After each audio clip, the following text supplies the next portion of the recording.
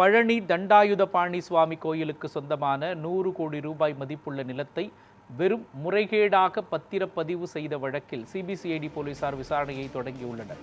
இதுகுறித்து நமது செய்தியாளர் அஜ்மீர் ராஜா வழங்கும் தகவல்களை கேட்கலாம்.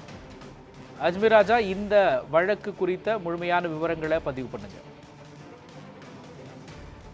பழனி அருள்மிகு தண்டாயுதபாணி சுவாமி திருக்கோயில் தேவகன் கட்டுப்பாட்டில் இருந்த 1 ஏக்கர் 40 சென்ட் தர்ம சாசன நிலத்தை நீதிமன்ற உத்தரவுகளை மீறி சட்டவிரோதமாக பத்திரப்பதிவு செய்த விவகாரத்தை அண்மையில் உள்ளூர் போலீசார் வழக்கு பதிவு செய்து விசாரித்து வந்தனர்.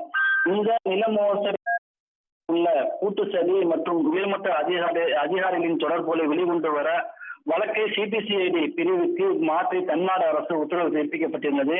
இதன் தொடர்ச்சியாக இன்று காலை தான் பழனி அடிவாரம் போலீசார் தங்களது முதல் தகவல் அறிக்கை மற்றும் கோவில் நிர்வாகம் சார்பில் பெறப்பட்ட அசல் ஆவணங்கள் அனைத்தையும் சிபிசிஐடி போலீசார் முறைப்படி ஒப்படைத்தனர். ஆவணங்களை கைகளுக்கு வந்த சில மணி நேரத்திலேயே சிபிசிஐடி ஆனது போலீசார் ஒரு வழக்கு பதிவு செய்தாங்க. அதன் தொடர்ச்சியாக திண்டுக்கல் சிபிசிஐடி அலுவலகத்தின் டிஎஸ்பி அஜய் தங்கம் தலைமையில் இன்ஸ்பெக்டர் சந்தான லட்சுமி மற்றும் சிபிசிஐடி அதிகாரிகள் அடங்கிய தனிப்படையினர் தற்போது பழனி அடிவாரம் கிரிவீதியில் அமைந்துள்ள தேவஸ்தான தலைமை அலுவலகத்திற்கு நேரில் வந்தனர். அங்குள்ள நிலங்கள் பிரிவு மற்றும் முக்கிய ஆவணங்கள் காப்பகங்களில் அதிகாரிகள் தற்போது விசாரணை ஈடுபட்டு வராங்க. இந்த நில விவகாரம் தொடர்பாக கடந்த கோயில் நிர்வாகம் சார்பாக பத்திரப்பதிவு துறைக்கு அனுப்பப்பட்ட ஆட்சேபனை கடிதங்கள், நீதிமன்ற தீர்ப்புகளின் அசல் பிரதிகள் மற்றும் கடந்த ஜூலை 6ஆம் தேதி சார் பதிவாளர் ஜஸ்டின் மணிகண்டனால் மேற்கொள்ளப்பட்ட சட்டவிரோத பத்திரப்பதிவு விவரங்களை ஆகியவற்றை சிபிசிஐடி அதிகாரிகள் தீவிரமாக கோப்புகளை ஆய்வு செய்து வராங்க. தற்போது திருக்கோயில் நிலங்கள் பிரிவில் உள்ள முக்கிய அதிகாரிகள் மற்றும் ஊழியர்களிடம் டிஎஸ்பி அஜய் தங்கம் மற்றும் இன்ஸ்பெக்டர் சந்தான லட்சுமி ஆகியோர் தற்போது வாக்குமூலங்களை பெற்று வராங்க. இந்த சிபிசிஐடி போலீசார் தற்போது முதற்கட்ட விசாரணை தொடங்கி இருக்காங்க.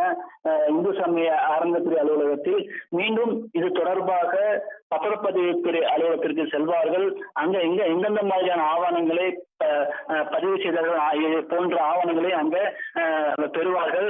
அதற்கு அடுத்த கட்டமாக தலைமுறைவாக இருக்கக்கூடிய குற்றவாளிகளை தேடும் மாநில போலீசார் ஈடுபட்டு வராங்க. மேலும் நாளை வரை சார் பதிவாளர் ஜஸ்டின் மணிகண்டனை கைது செய்யக்கூடாது என நீதிமன்றம் உத்தரவு பிறப்பித்திருந்தாங்க. அது மட்டும் இல்லாம சிபிசிஐடி போலீசார் விசாரணையை நாளைக்கு கோர்ட்டில் நீதிமன்றத்தில் சமர்ப்பிக்க இருக்காங்க. மோகன்,